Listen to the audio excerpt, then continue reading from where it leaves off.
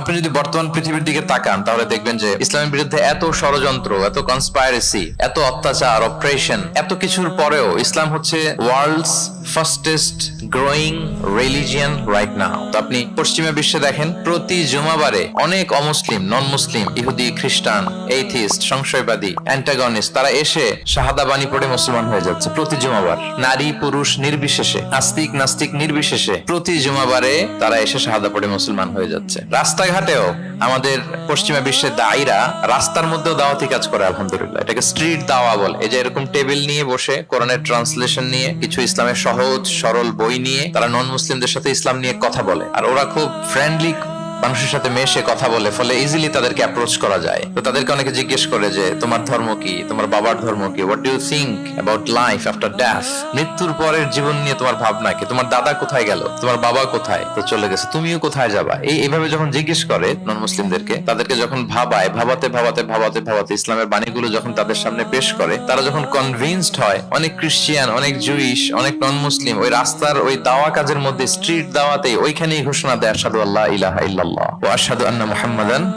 আবদুহু ওয়া রাসূলুহু। রাস্তায় আধা ঘন্টা দাওয়া কাজের মধ্যেই ওরা কনভিন্সড হয়ে মুসলমান হয়ে যায়। গোটা বিশ্বব্যাপী এভাবে ইসলামকে আল্লাহ তাআলা ছড়িয়ে দিচ্ছেন। কেউ এর অগ্রগতিকে থামায় রাখতে পারবে না, অসম্ভব।